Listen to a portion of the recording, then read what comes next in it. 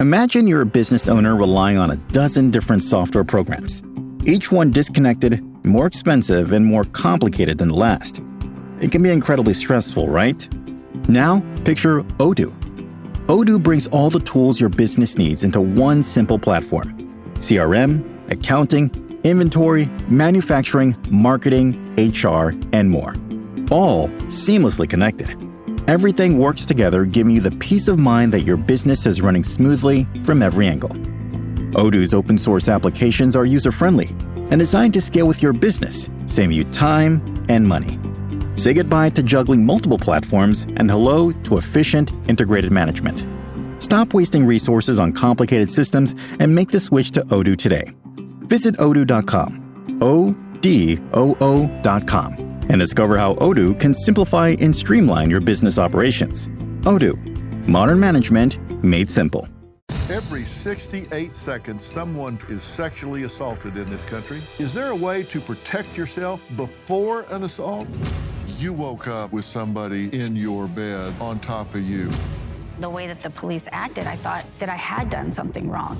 My stalker found me on social media. She was pretty much stalking me every day in person. The first officer I spoke to laughed. He was like, "You're getting stalked." Is just saying no enough?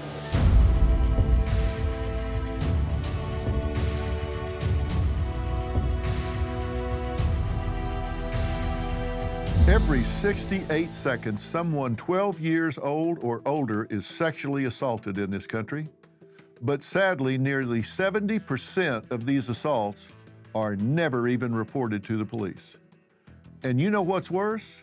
Even when someone does come forward, they rarely get justice because the incarceration rate of these violent perpetrators is less than 3%. So what offers the most protection when you feel you really need it? Is just saying no enough? What about obtaining a restraining order? Tonight, we'll start with Julianne's story. She was sound asleep in her home when an intruder broke in. The evening I was sexually assaulted was very traumatizing. It was around 2:30 or 3 in the morning. I woke up and there was a man on top of me. I started screaming. My roommate was tied up and could hear me screaming. My life was never the same after that night because it happened in my home, in my bed, when I was asleep. I never sleep well again. I wake up soaked in sweat and having nightmares every night. The one place you're supposed to feel safest is your home. And when that's taken away from you, where do you feel safe? It changes you in ways that you wouldn't expect. I always want to have a certain amount of light at all times. There's never a feeling of safety. From the night it happened, I started staying with a friend of mine, and I was never alone. I don't go anywhere after dark. Even though my assault happened in my home, I know a lot of women that have been assaulted because they went out alone and a man saw them as a target and drugged them. I am constantly thinking about protecting myself. Looking in the back seat, carrying a weapon on your keychain, doing the self-defense classes. Think what you're wearing, like, can I be strangled with this? Analyzing where I am, what's around me, where the escape route is. I have to be seated a certain way. I don't like crowds. I used to be fun. I don't have relationships with men anymore. I removed any chance of ever having children because I would rather never ever have a child than have a rapist's baby. I'll never get married because I don't trust men. Julianne, thank you for being here. And I don't mean just thank you for being here. I mean, thank you for choosing to be here and talk about this because it would be a lot easier not to, wouldn't it? Yeah. Why did you decide to do this? I think that this is a topic that really needs to be brought to light because there's so much that people don't know about how the criminal justice system treats women. I just think it's really important that we start discussing this on a broader scale. I don't think it's healthy to ask someone that's been through what you've been through to relive the details of something, but I'm not going to ask you to do that now. I appreciate that. But what I do want to talk about is how you felt after the fact.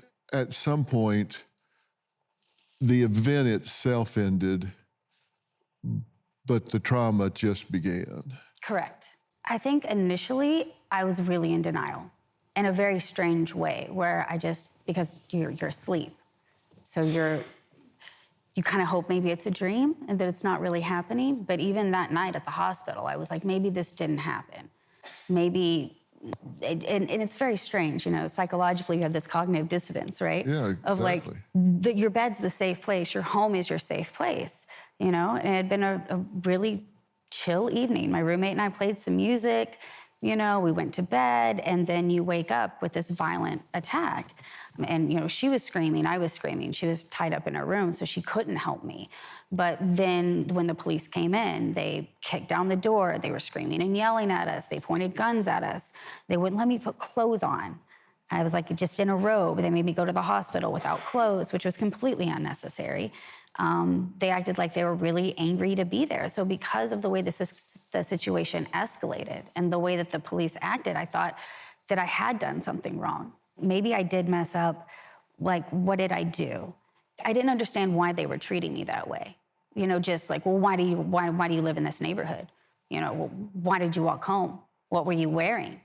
Were you offended by the question Yes. in the moment? Yes. I told them what I was wearing. I said, but I don't know why that would matter. It didn't feel like they were asking me because they wanted to investigate. It felt very much like, we're asking you because what did you do to bring this on? I would not be stupid enough to ever tell you I know how you feel.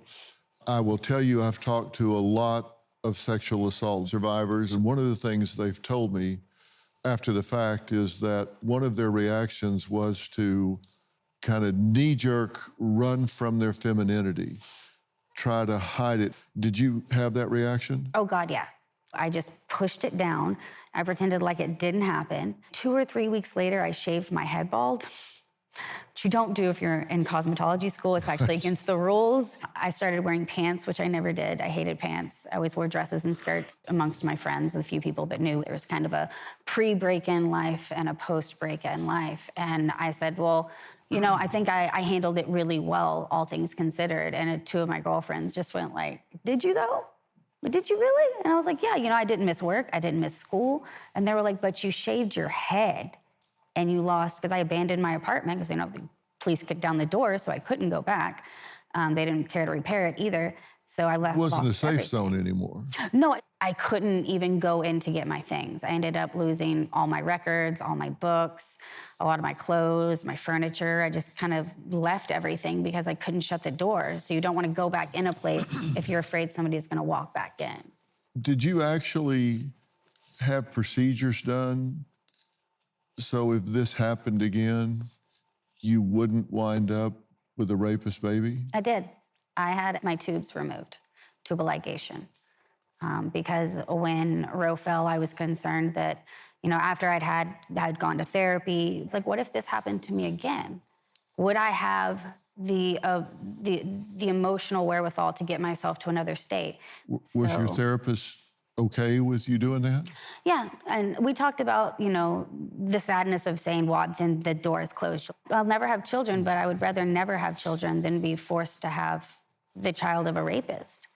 I don't want to be tied to a violent criminal for the rest of my life. But did y'all discuss that a lot of this was a backhanded way of you owning what happened to you? I think it was taking control. Well, it was also saying, I got to change what I'm doing because I must have had some ownership in this. I'm shaving my head, I'm wearing pants, I'm doing things differently. You can interpret that as saying, I must have done something to contribute to this, so I'm going to change what I'm doing. Well, on a scale of 1 to 10, if 10 was you had as full a recovery as could ever be expected from something like this, where would you place yourself today? Today, I would say I'm probably about a 7, but I would say within 5 years of it happening, I was a 1 or a 2. It was just getting worse over the years. Are you in therapy today? Yes. Same therapist? Different therapist. Next, Julianne says her attacker was never identified or apprehended. So whoever did this to her could very well be walking free among us. There wasn't the best investigation done at the time. We'll talk about all that after the break.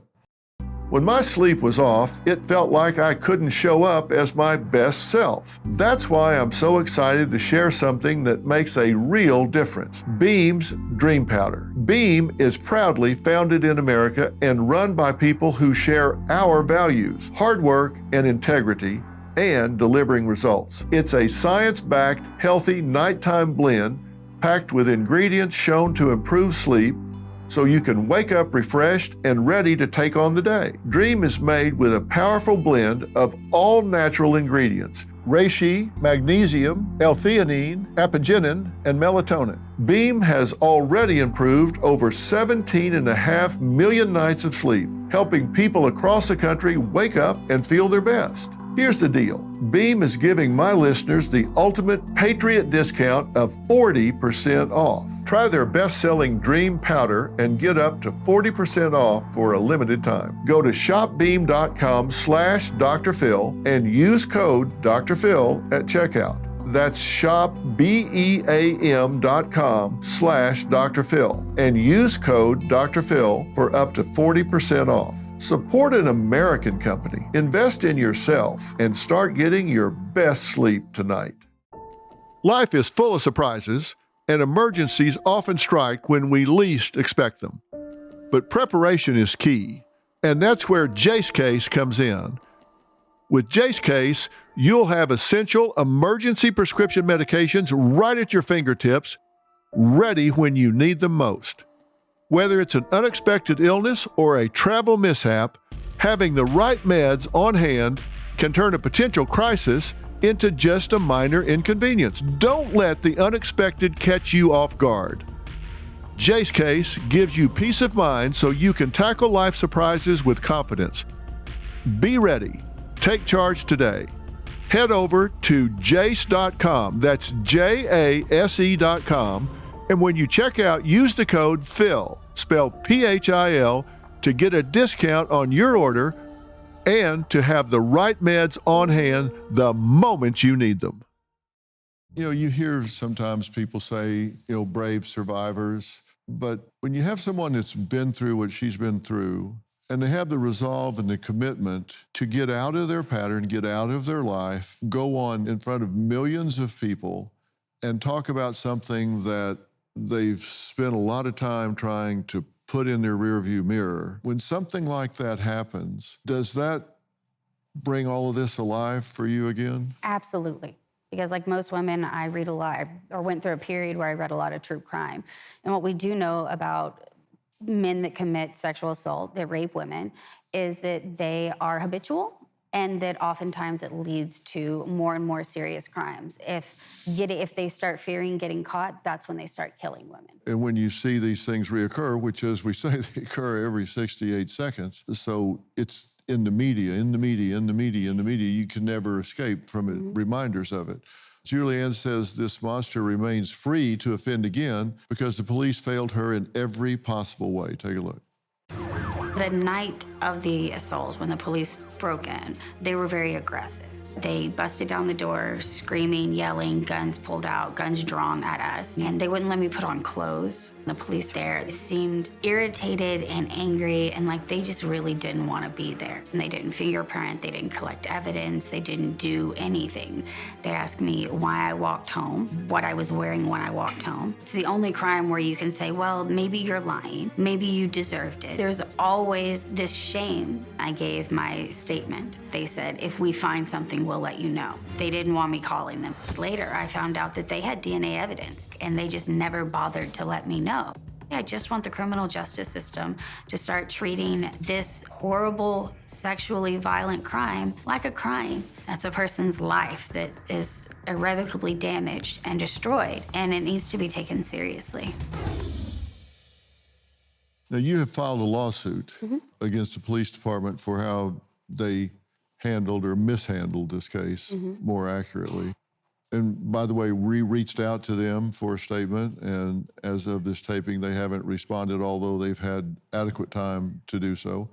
What do you allege in your lawsuit? Just generally speaking. It was a class action lawsuit, and we alleged that we were discriminated against due to our gender, because the only prosecution that had occurred in years would be a man against a man. Every time it was a man against a woman, a man raping a woman, no conviction. They had the DNA backlog and then the defunct DNA lab because they let everything mold and they weren't testing anything. And then they were using what was called exceptional clearance. It's a tactic used by the FBI. Let's say, you know, it's a mob case and the key witness is murdered. It's going to be exceptional clearance because they can no longer continue to pursue the case. They were using that to clear cases to keep their case clearance low. Mm-hmm. And when you take into consideration that the police told me, if you don't know who he is, we can't really help you.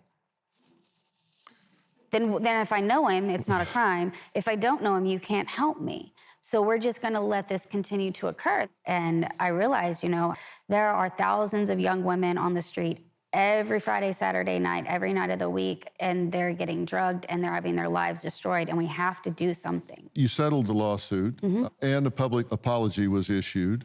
Did you feel some sense of justice, some sense of vindication? I did. I'm not saying it made it okay. Nothing's going to make it okay. Yeah, from when I first started my advocacy, I was with a group, and I remember coming into our first meeting and saying, you know, this is what happened, and telling them, like, no, you don't understand just how bad this is. Like, how bad the police, they kicked down my door and left me with no place to live. Like, you know, I'm a petite woman, you know? It's not like I'm gonna be out there defending myself. But this was my way of defending myself. And they pretty much told me, like, you gotta take it down 10 notches, Julianne. Like, no one's gonna believe this. They're not gonna believe how bad it was. And then, of course, later in the lawsuit, we get my police report. They had DNA evidence. They never called me back. They never tested it. They never ran it through the system? No. And have they now? They closed my case. So, and if you take into consideration that my dog was stolen a week before, my roommate was tied up, which has always terrified me, because why did they do that unless they didn't want her to help me? What were they gonna do to her? What were they gonna do to me if she wouldn't have called the police when she did? Yeah. And that terrifies me to think that this very much looked premeditated. And I'm the exception, not the rule. Most women that are sexually assaulted by someone they know. I was not. Even when I fit into all of the things that they want, right? It was a break-in, you didn't know him, we have DNA evidence, which they call the law and order effect.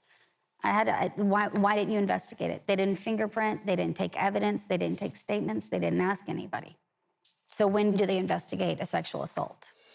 Is there a way to protect yourself before an assault? Many people who feel threatened turn to restraining orders. Our next guest, Mikhail, says when he felt a stranger was stalking him, he was told that he didn't qualify for a restraining order. Why? Well, we'll talk about that next. Let's cut to the chase. Your savings could be in serious trouble. When Elon Musk is out here warning us to brace for temporary hardship, you might want to listen. I trust Preserve Gold to safeguard my accounts, and I urge you to do the same. They're the only precious metals company I recommend. Are you going to sit back and hope for the best or take control of your financial future? Text Dr. Phil to 50505 to get your free precious metals guide from Preserve Gold. With gold prices recently breaking records and analysts predicting this trend to continue through 2025, you cannot afford to wait. As a bonus, you can get up to $15,000 with a qualified purchase from Preserve Gold. So don't wait. Text Dr. Phil to 50505.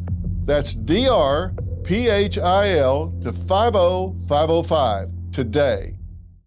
Romance to rage, adoration online to in-person obsession. You know, tonight, you'll hear cautionary tales as stories of infatuation have captured the country's attention with Netflix shows like I Am a Stalker, You, and most recently, Baby Reindeer. Now, many of these popular shows about fixation are not fiction. Real-life tragedies highlight the challenges people face when seeking safeguards from stalkers while living in fear of potential harm. The most dangerous time for many victims is after they file for protective order.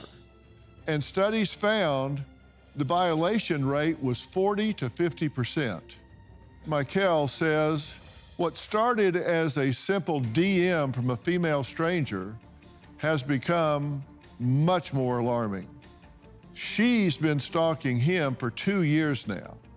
He wants an order of protection, but says as a man and fitness trainer, he's not being taken seriously. Take a look. My stalker found me on social media. A year later, she was pretty much stalking me every day in person. And now we're here 2 years later, and she's still stalking me. I was living in Indiana, and I got a message request. She started just going crazy with the messages. At that point, I blocked her. I announced online that I was moving to Houston to help my friend open her gym. At my grand opening for my gym, this woman approaches. Once she tells me her name, I'm like, oh my God, it's her. I was leaving the gym one night and I saw the white car following me. You wanted to know what side of town I stay on, so you followed me home. She was just leaving notes on my car saying that she was my stalker. We were meant to be together, that God sent her to stalk me. Are you reading it? I'm not reading it. The most bizarre thing she left, it's probably the food. That was probably opened and poisoned. It's kind of difficult because she hasn't actually done anything illegal. I tried to get a restraining order. They said that I had to have been in a relationship with her. They told me that they couldn't arrest her because she hadn't broken the law. Pause. You're not welcome to be my client. It don't matter. We've never had a conversation And you're out not loud. going to. My stalker has showed up at my job upwards of 20, 30 times. Bro, she's back. My stalker showed up to my school almost every day for 2 months straight. Why do you know what school I go to and why do you know my schedule? Have we Can ever? you keep doing this? Have we ever locked eyes before? My stalker has left probably about 50 things on my car. Notes, coupons, food, pictures. I definitely feel like I'm trapped in a corner. You've been very clear. I don't want to deal with you. Go away, leave me alone. You've been very clear. Absolutely. Yeah, I felt the need to be polite at the beginning. Being who I am, that's just who I am. But after a while, I just had to. Be clear. You say you've had problems with people don't take it as seriously. It's like your guy, she's a girl, come on, quit whining, get over yourself, move on. They don't take this seriously. Right. For every 100 men that commit intimate partner violence, there are 75 women that do it. So people don't realize it, but it goes back the other way. You can be in danger in this situation. You realize that, right? Absolutely. But they're not taking you seriously when you bring this to the court. When you talk to police about it, they're like, yeah, come on. What are they telling you? Initially, the first officer I spoke to laughed. He was like, "You're getting stalked. She's stalking you, not the other way around." So that was very frustrating.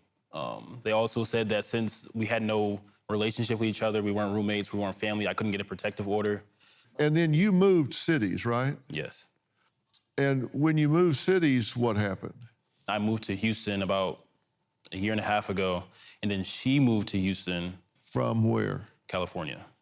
Yeah, that's pretty far. Yeah, to say the least. We were able to track down Asia, and she spoke candidly with us about her connection to Michael. We did a tape with her, which I was glad that she was willing to do, but I didn't want her here. I didn't want to put her in the same room with you. Let's listen to that tape.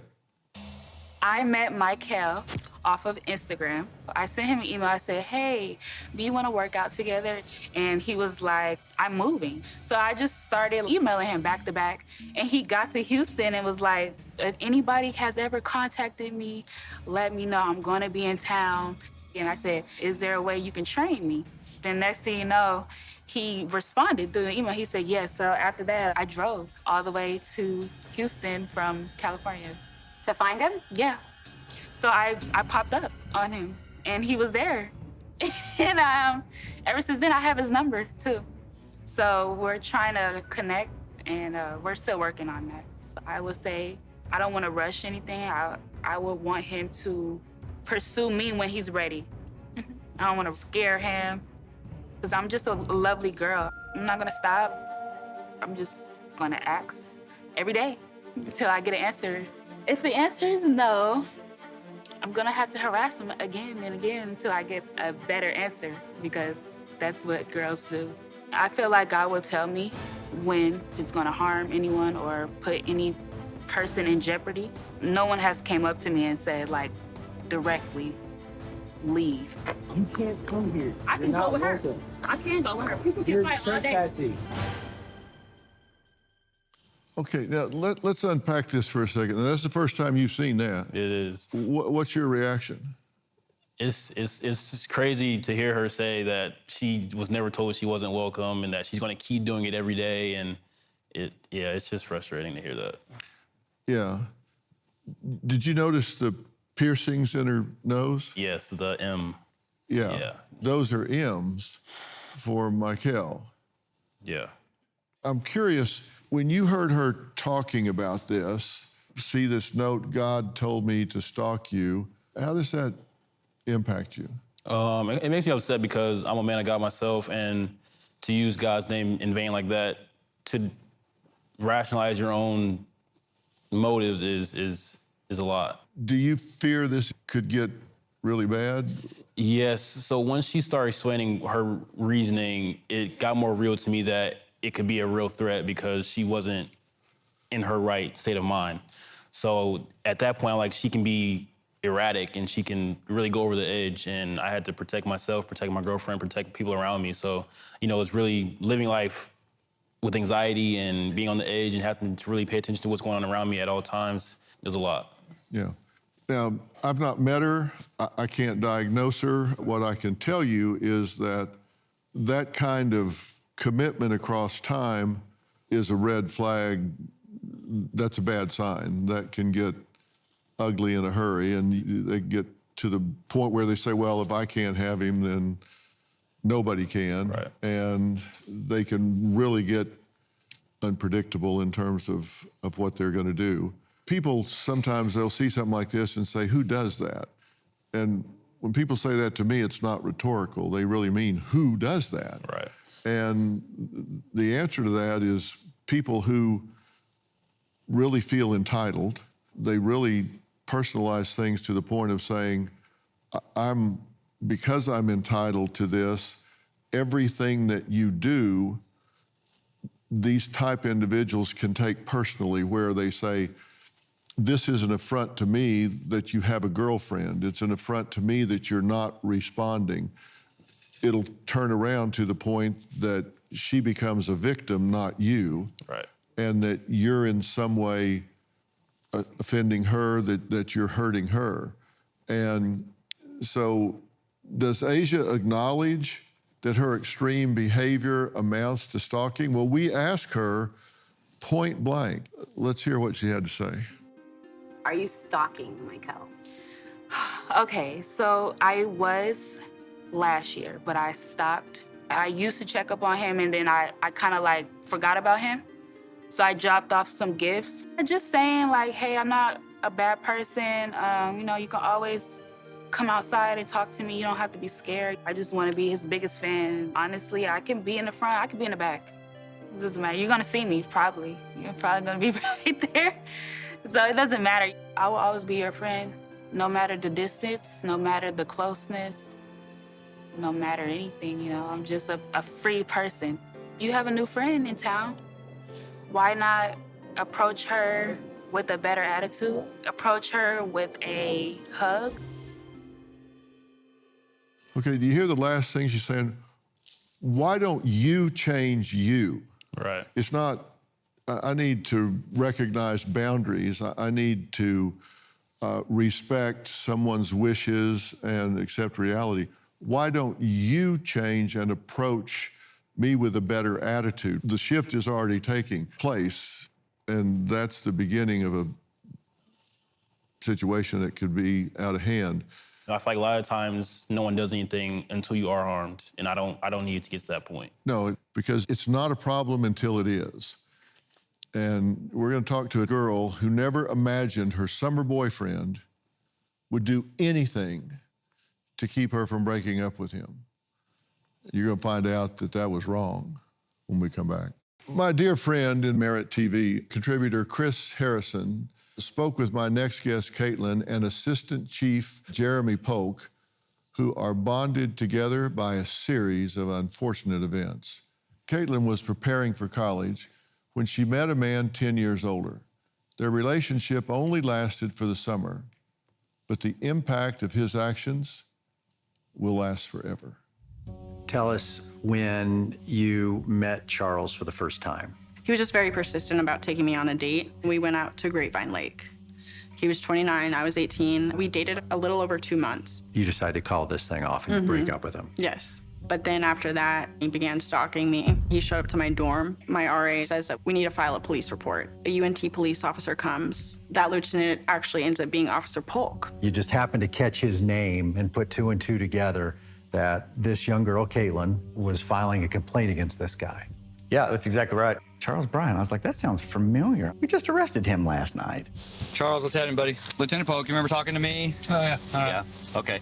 And then after she showed us some emails, some text messages, that all made it very real for me very fast. And so you put up the criminal trespass, and did he adhere to this? Did he honor it at all? No, not at all. He shows up to my dorm again. I called the 911 campus police number, and I'm hiding in my suite mate's closet. I'm afraid that he's gonna find a way to open that door. By the time they got there, he had already left the building. They found him outside where he had shucked his t-shirt and was working out. What's your name? How you doing? Even after this arrest, he's still corresponding with you. It's not stopped. Nonstop.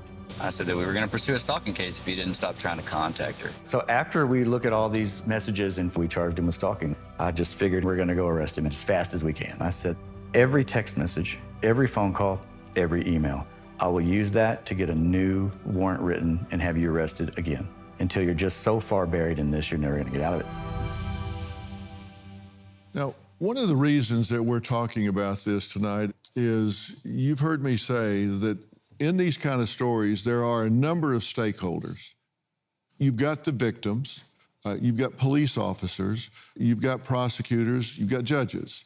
You've got jailers who often run the jail and make decisions about how long and under what circumstances they release people. And we have to use common sense about who's released and who's not. And we're putting violent offenders on the street sometimes when we've got police officers that are doing their jobs. They're getting people off the street, they're turning them in, and they're back out on the street way too soon. Now, in this situation, Caitlin, you dated this individual for the summer. Yes, right? about 2.5 months. And what caused it to end? I started to see some warning signs, some red flags that he wasn't a good man. Too controlling? Too controlling, manipulative, just a little wrong in the head. I thought he should be a little more matured than what he was, especially for being 29. Mm-hmm. And so you thought, yeah, I just need to ease out of this. Yeah. August 23rd of 2016, Caitlin writes, look, just leave me alone. I don't want to talk to you. And Charles responds, babe, stop. And you want to talk to me. You're just angry at me in the current situation. I'm not angry at you. I love the blank out of you. Caitlin, this relationship isn't going to work. You're controlling. You try to manipulate me into seeing you, and I don't want to be in this relationship. Very clear. Yes, very clear. No ambiguity Yes. there. Mm-hmm. I'm out, you're gone. Charles, I'm bummed at the moment, but I'm going to prove to you I'm going to be one of the best things to ever happen to you. So he's not turning loose. Yeah, and that's clear.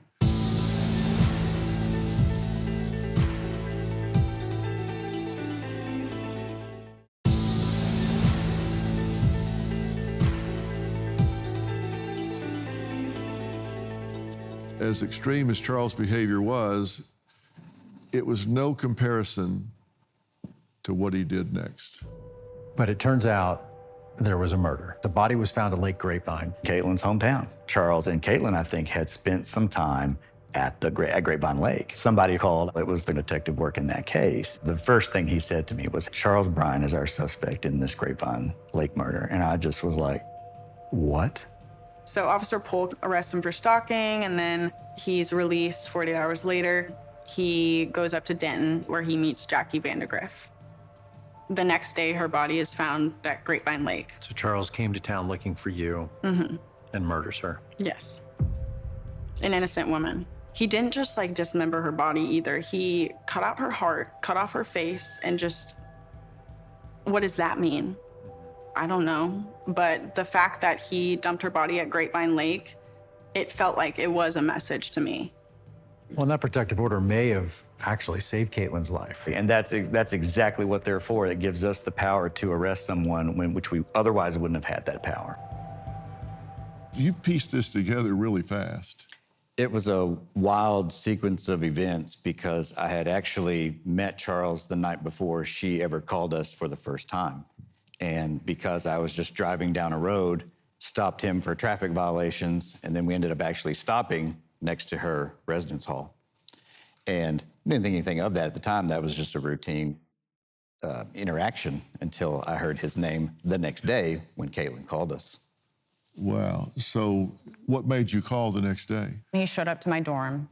I hadn't given him prior information as to where that dorm location was. So when I get a knock at the door, I've got some girls in the room. I open the door and I see it's him.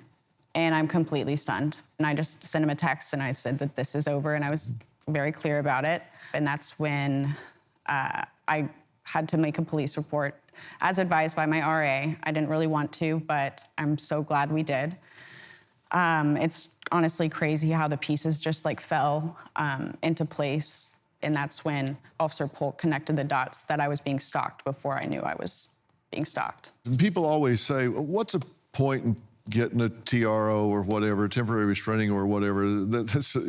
People stab right through the paper, they'll shoot right through the paper, it doesn't matter. It does matter because it's in the system. It takes a lot of steps out of the process if you pick up the phone and call, because all of that's already adjudicated, right? And it gives police the ability to move with intention at that point. It basically gives you powers to do things you wouldn't otherwise be able to do. Like I normally can't arrest someone just for being at a location or for sending a text message or making a phone call. So it's a very important piece. Oh, and you had just pulled him over previously on a normal traffic stop. And if Caitlin hadn't put his name in the system and on the radar, that wouldn't have meant anything to you. Yeah, I was even standing in the call center when she called in. And when I saw the name being typed in the computer, I was like, I'm a part of this. I just met this person. You know, I'm already involved. So that was real for me. How long is he in for? 25 to life?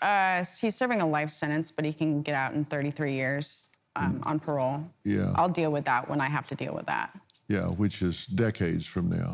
Yeah, we got some time. I'm very grateful because most victims of stalking don't get the luxury of having their stalker locked away that long. Yeah. Most only serve a year to 2 years, and that time is oftentimes split in half. Yeah. And Mikhail, you see my point about saying these things can go south. Absolutely.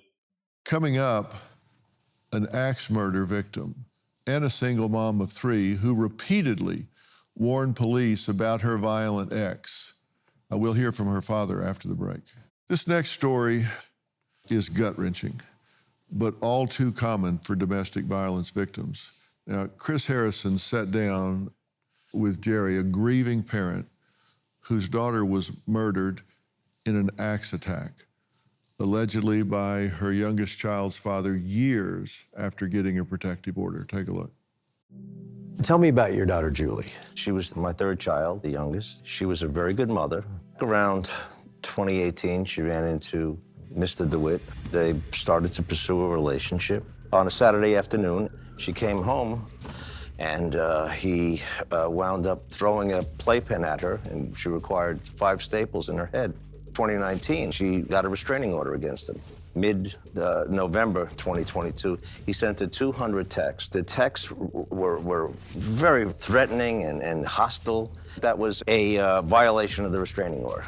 He did enough that he should have been arrested, and 5 days later, he left his parents' house, grabbed an axe, got into a rideshare vehicle, drove for an hour to where my daughter lives, walked into the house, and struck her with the axe and killed her.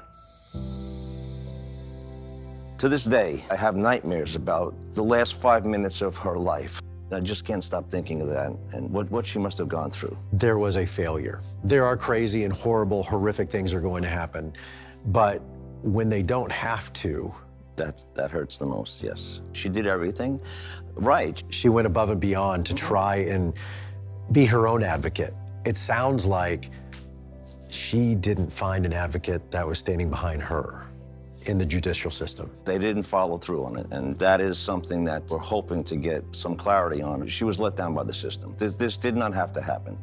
This did not have to happen. I'm back with Father Jerry and their family attorney, Michael Rosnick. It's so good to meet you, and I'm so sorry for the circumstances. Thank you, Dr. Phil. This was on the radar. This wasn't something that came out of nowhere. No, a lot of what was spoken about earlier, my daughter did take advantage of. She did do all the right things. However, I want to say the system failed, but the system is only as good as the components in it, and I think it's more or less some of the components didn't work. Respectfully, we feel this is a case of civil wrongdoing. It's clear-cut. This was a preventable tragedy. You say that an officer never resubmitted the warrant for processing. That's correct. He completed it, submitted it to the state's attorney. The state's attorney handed it back to him for some clarity, and it's unclear at this stage what happened to it after that. It never surfaced again until a few days after my daughter's murder. Robin, you hear it all the time, people saying, if you're in a situation, just leave. And your comment is, no, you don't just leave. You got to have a plan to leave safely, right? That's correct. You can't just leave, because that's the most dangerous time in your life when you're with an abuser. You have to plan ahead. You have to be very careful about leaving. You have to plan ahead as far as tell someone, those that know and that you trust, that you're in that situation. Then you have to have a plan, and you have to tell others of your plan. You have to have a place to go. You have to have a bag packed, especially if you have children. You have to have familiar toys. You have to have clothes. Very important to have all of your papers in order, birth certificates, everything you need to start a new life and to get out and stay out, and especially a private place to go, a shelter. Have everything in place before you leave, and make sure you tell someone where you're going so they can help you, and make sure it's private and your abuser could never find you. Your daughter did everything right. Yes. That's the problem here. I've said before that one of the things that makes good people vulnerable to bad things happening is we don't go to that dark place. I mean, in the normal functioning, you don't think about going and killing somebody with an axe. You don't think about murdering somebody and cutting their heart out and their face off. You don't even think about that. That gives them the advantage, because you don't protect against that sort of thing, because you don't even conceive of it. This can cost people their lives. We need to pay attention to this. I want to thank all of my guests tonight. A special thanks to Merit TV contributor Chris Harrison. Thank you so much, Chris. Thank you all for joining us here at Merit TV. We have news and entertainment for the whole family. We will see you next time.